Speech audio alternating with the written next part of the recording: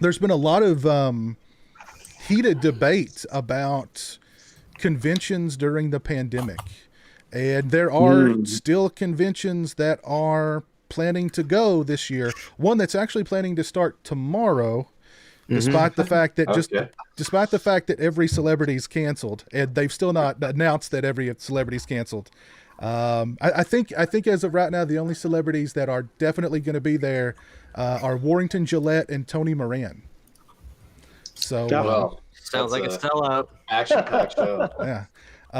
They were announcing Brad Dourif, even though Brad Dourif allegedly canceled over a month ago. They were still promoting him. They did say that he canceled, but that was just the other day. Anyway, and a lot of people are, is it irresponsible? Should we just throw our hands up and say, look, 2020 is a wash, forget about it. Let's let's count our losses and just hope that 2021 will be a fresh start. Would any of you guys go to a convention? Would any of you guys go to a convention tomorrow? No. I'm still taking the risk and going to the New Jersey Con in September. Maybe you are. That con may change before then. I'm not sure what's going on with that con, but yeah, I'd definitely go. I don't think a lot of these guests are older folks that probably shouldn't be there. Mm-hmm. But you got to think about too. How are you going to like when you pay $50 and get your picture taken with your favorite actor who's wearing a mask over their face? Yeah, are you going to hang that on your wall? I got an email from a convention. I actually represent a celebrity who does conventions, and I got an email from a convention that he's scheduled at, and the email was telling me what all the conditions were going to be if this convention goes forward. And the stipulations were everybody's wearing a mask, period. No celebrities, everybody's got a mask on, no questions. Everybody who walks in the door is getting their temperature taken as soon as they walk in the door. Okay. Rectally. Only way to bring back that probe. That takes care of the probing. Everybody's getting their temperature taken. No mask, no entry. Now the way that I read this was, there will always be someone separating you from the celebrity. Like someone or something. Someone on the floor. If you're on the floor and like you're giving, they're encouraging no cash. And if you're taking a picture with them at their table, there's going to be somebody between you and the celebrity. That was how I read it. That was how I understood. Because COVID doesn't stick to credit cards. Yeah. And if there's somebody in between, like the person's handing back, like it's like I can't give you COVID. I'm the guy. I'm the in between guy. And if you do the photo ops, you can remove your mask, but there will be a plexiglass shield between you and the celebrity. Actually, in a way, wouldn't it be like the coolest convention to go to? Like to have these weird ass pictures for like 20 years. Like, is Hector going to be there for God's sakes? Because at least you could do something with that. Yeah, you're gonna have the mask. At least you could do something with it. I don't, because I mean, because I'm thinking like, so there's going to be a picture of you with a celebrity, both of you with masks on. So can you even tell that that's the celebrity? Are you going to be like, no, really, that's Tony Todd? Well, I can't tell he's wearing a mask. Mm-hmm. But no, seriously, it's Tony Todd. They have these clear face shield things. Oh yeah. That like a lot of like nurses and doctors and stuff wear. Right. And I happen to know a few people who wear those at work. That could work for them. They just need to get a picture of the bottom part of their face printed on the mask. Yeah. Doing a wicked smile. Mark Patton did that. He's got a Jesse thing, like his That's face funny. mask.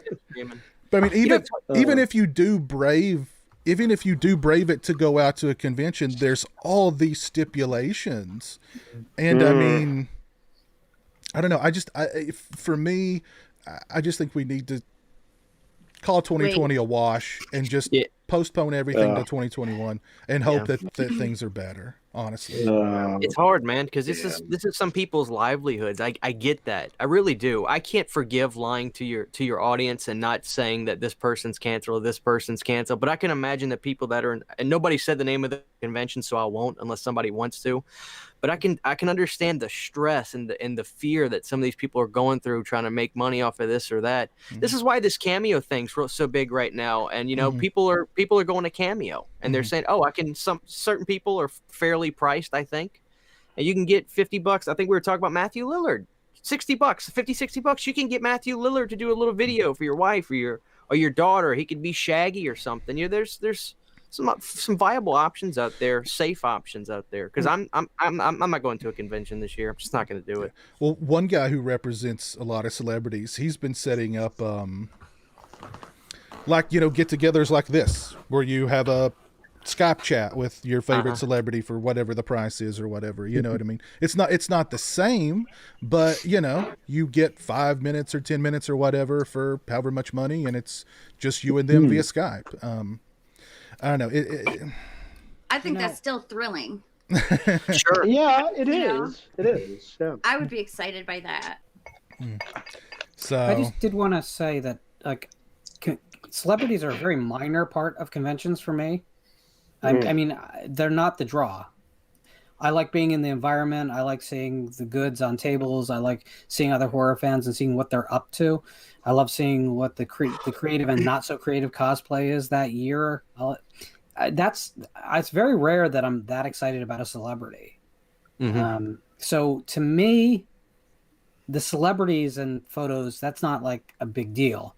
My problem is just that I think that for years the conventions have been overselling the rooms anyway, to the point where as you feel claustrophobic, you're knocking into everyone as if you're at a Slipknot concert, and you can't get near the tables without like pushing someone out of the way. It's gotten to the point where it's almost not a comfortable environment. So if this makes them a little bit more responsible about the amount of tickets or for the times, I would be happy long run anyway. So this might end up being a positive thing, even if we lose the year. Yeah.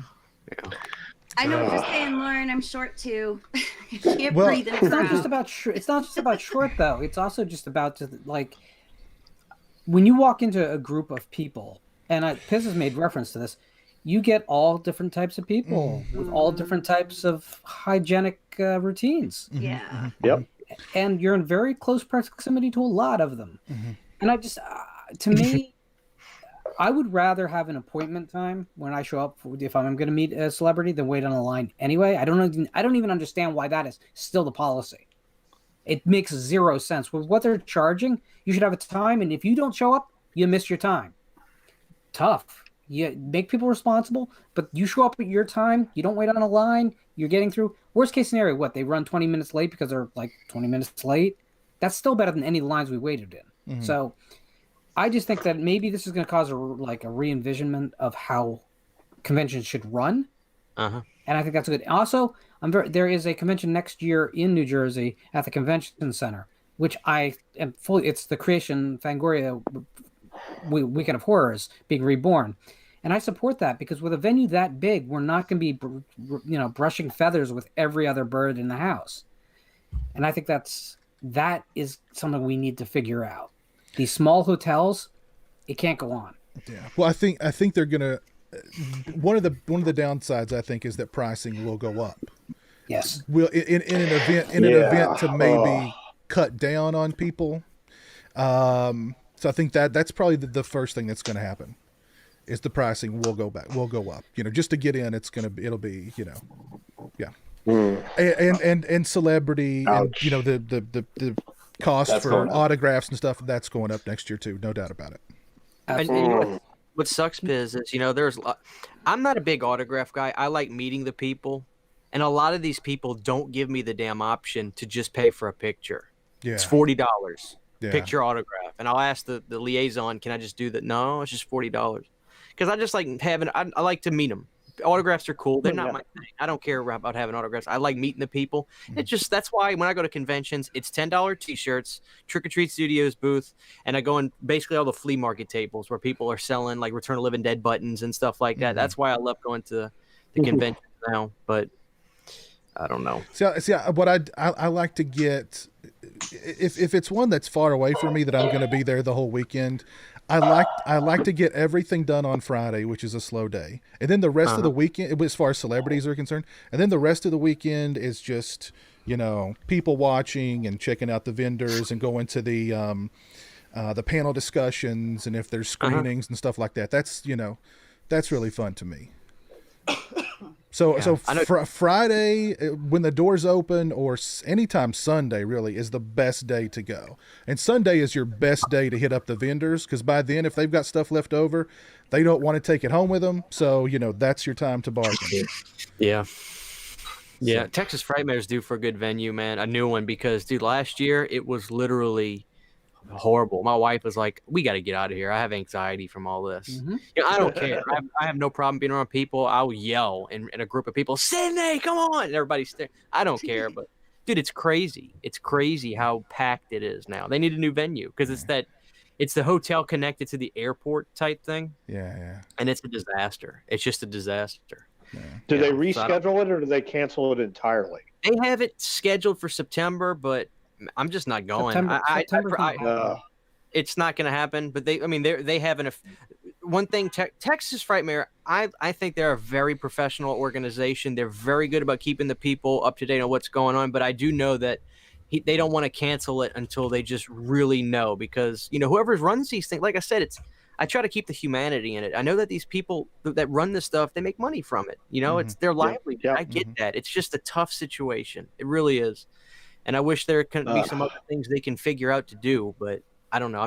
I'm not going. Because what I do whenever you go, I tell these people, whenever you go see these booths, Creepy Co. and Paul Bearer Press, take their cards. They have their info on them. You don't have to wait once a year to get their pins or whatever. Just get their information and go on their websites and support them throughout the year. So I have a box full of cards from Creepy Co., Paul Bearer Press, this, that, the other, the third, all these cards from information, so sites I can look up and buy their stuff online. So, yeah, Let's see. Somebody asked about. I don't know if you've ever answered this, Lauren. I know you go to a lot of conventions. Stingray, I know you go to quite a few, right? Any horror stories related to meeting celebs? Let's see, who asked that. Let me find them. And go right ahead. Movie Man 95. Okay, Movie Man 95. And ever had any really bad meetings with a celeb, Lauren? Well, Linda Blair is always my go-to answer for bad experiences, because she was dismissive and just rude and didn't want to be there. Made it very clear that she didn't want to be there. Was only signing her vegan cookbook. Didn't want to discuss anything. She would discuss Exorcist, sort of, but on a surface level. And I got to tell you something really. This is an aside, and I'm sorry this doesn't really even color the question you just asked. But I just came across back behind the scenes footage from the shooting of The Exorcist.